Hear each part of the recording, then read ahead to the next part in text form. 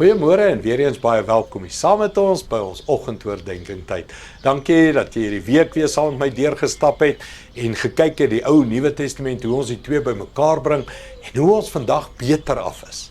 As Moses wat teen die berg opgegaan het, die volk wat nee gesê het, hoe ons vandag in die Nuwe Testament leef soos die disippels, wat elke dag vol van die Gees en die Here kan wees, heeltyd kan skyn van sy liefde en die lig wat ons moet uitdra na die wêreld toe. Hoor wat sê 2 Korintiërs 3 vanaf vers 16 af, sê, elke keer as iemand hom na die Here toe draai, verwyder hy die sluier.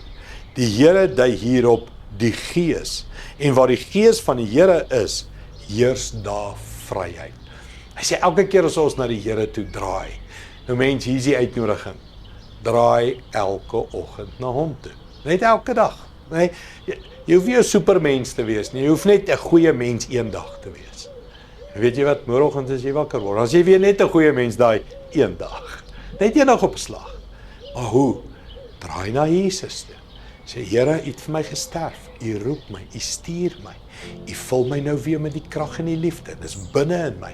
En as jy elke dag na die Here toe draai, na die Gees toe draai, dan maak hy jou nuut elke dag. En hy stuur jou met lig en heerlikheid en vryheid en liefde elke dag. Elke keer as jy draai, sal die Here antwoord.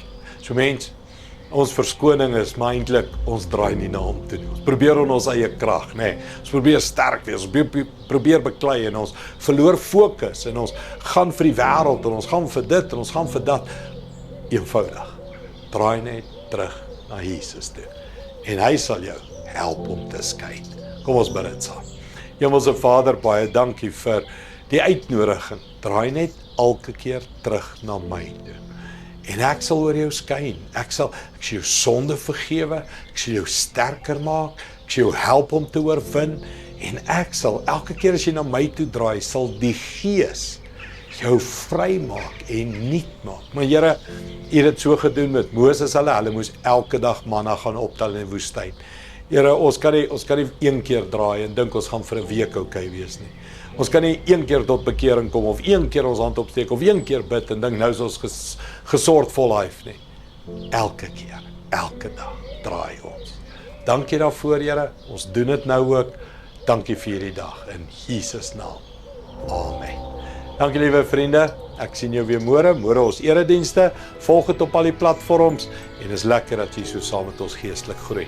Die Here seën jou. Trots geborg deur Evergreen Turf.